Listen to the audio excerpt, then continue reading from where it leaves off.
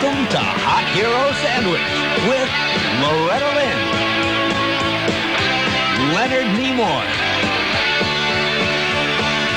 and Richard Pryor. In conversation with Tom Cottle. Mommy pulled a real good trick on us. She seen somebody smoking in the barnyard. We had a breezeway that went through the barnyard. I don't know if you've ever seen a barn made with a kind of like a breezeway that goes through it. Well, Marie had got some smoking tobacco somewhere. I don't know where she got it, but I was going to try it with her. And so I tried it with Marie. And so when I got to the house, Mommy asked me if said, who was that smoking? And I said, I didn't know. But she knew that me and Marie was out there. So she got me out behind Marie, and she said to Marie, Marie, Loretta told me that you were smoking in the barn. Is this true? She said, now, did she tell you that? Mommy said, oh, yeah. She told me that you were smoking, and she said she was smoking, too. So Mommy gave me a switching, you know. Wore me out. It's very hard being a kid. It really is.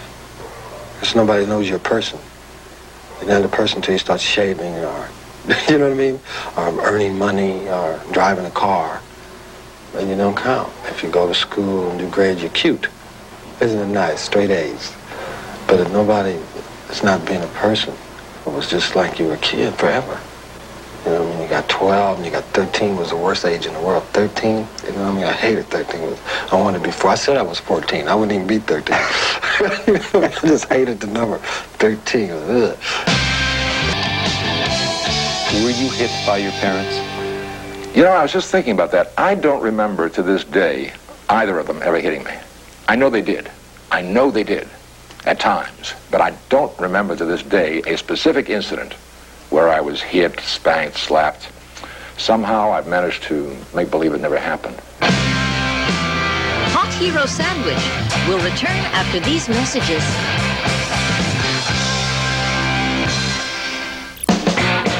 We now return to Hot Hero Sandwich. I wonder, were you the sort of child that always had fantasies, daydreams, thoughts, images running around in his mind? Make-believe? Make-believe, yeah. We used to play with sticks and they were people, popsicle sticks.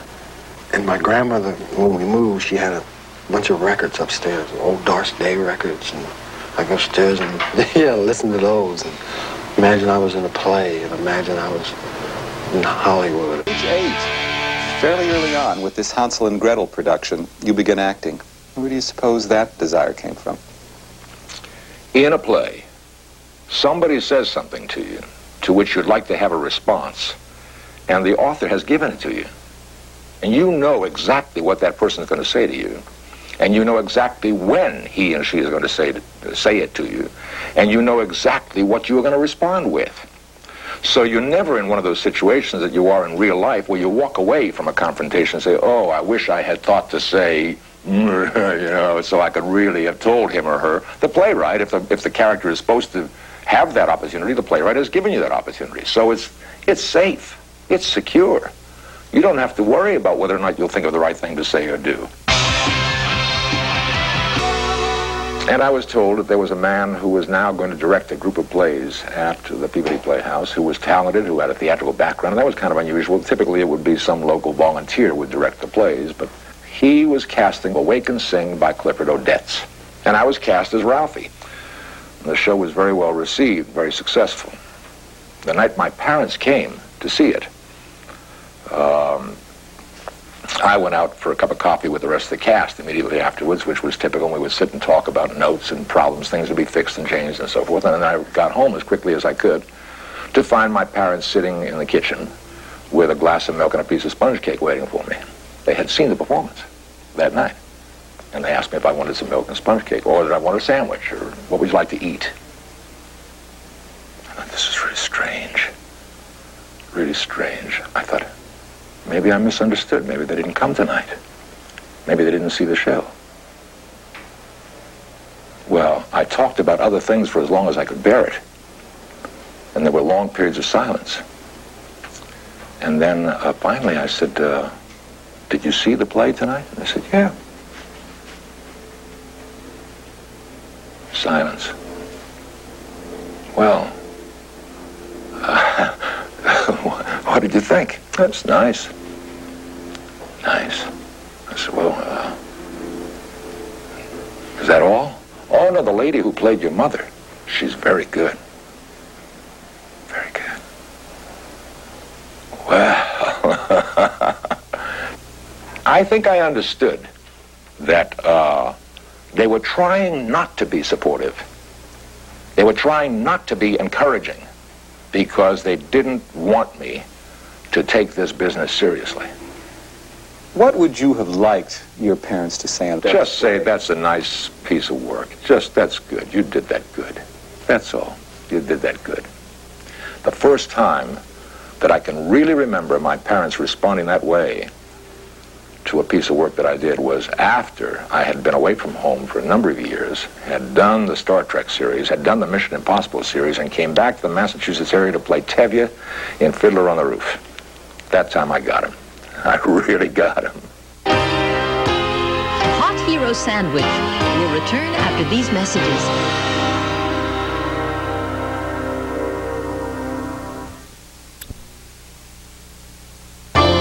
We now return to Hot Hero Sandwich. When I was young, I guess I had what you call sexual drive. And none of the other kids seemed to understand that, you know what I mean? I wanted to get it on with somebody, you know, nobody else, they like to kiss a lot. Don't do nothing. I mean, if you touch them, they go, you know. So I had problems there, you know. I felt that others were ahead of me, other guys were ahead of me,